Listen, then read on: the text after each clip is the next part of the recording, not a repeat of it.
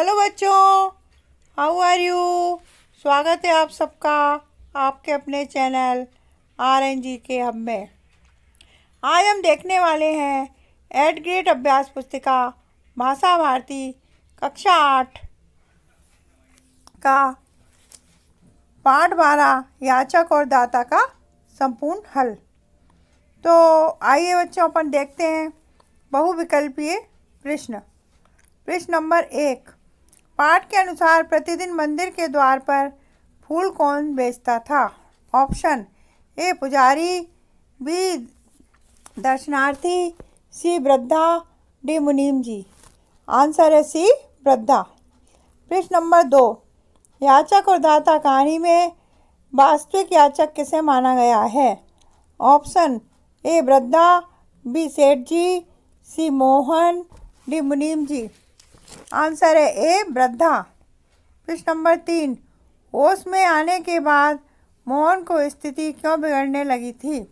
Option A doctor न मिलने के कारण, बी सेठ जी को न देखकर, सी वृद्धा माँ को न देखकर, डी दवा न मिलने के कारण। इसका आंसर है सी वृद्ध माँ को न देखकर। प्रश्न नंबर 4, मोहन के पूर्ण स्वस्थ होने में कौन सी बात प्रमुख थी।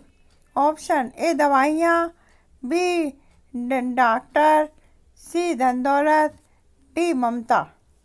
इसका आंसर है डी ममता। अब आइए अपन देखते हैं अति लघु उत्तरीय प्रश्न। प्रश्न नंबर 5, मेरा बच्चा बहुत बीमार है वाक्य में उद्धरण चिन्ह लगाकर फिर से लिखिए। तो बच्चों, ये मेरा बच्चा बहुत बीमार पे अपन इसमें उद्धरण चिन्ह लगा देते हैं। प्रश्न नंबर 6, वृद्धा माँ पैसों की बचत क्यों करने लगी थी। उत्तर, वृद्धा माँ पैसों की बचत इसलिए कर रही थी क्योंकि बच्चे के सुखद भविष्य को बुन रही थी वह उससे प्रसन्न देखना चाहती थी। प्रश्न नंबर 7, वृद्धा माँ को किस बात की आशंका थी। उत्तर, हांडी में अधिक धन हो जाने के कारण तथा चोरी हो जाने की आशंका थी। प्रश्न नंबर 8, मोहन सेठ जी का पुत्र है, इस बात का पता कैसे चला।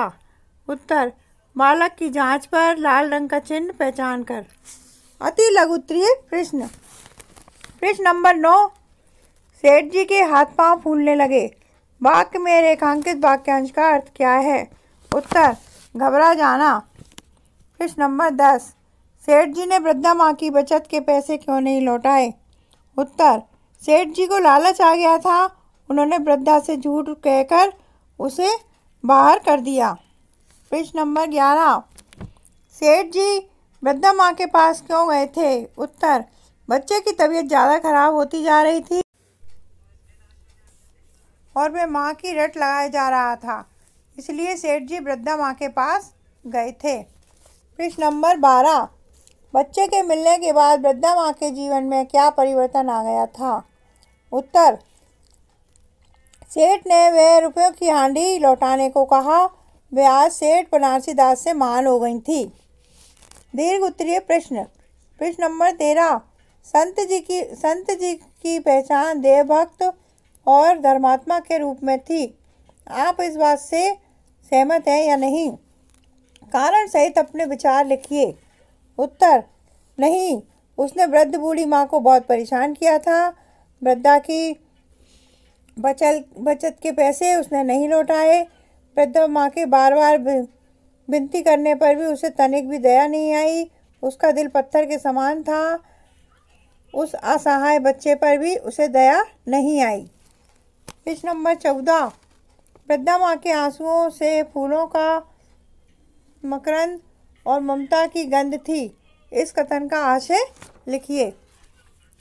बच्चे को होश आने पर उसने आंखें खोली और बोला, मोह अपने आसपास माँ को ना पाकर वे रोने लगा।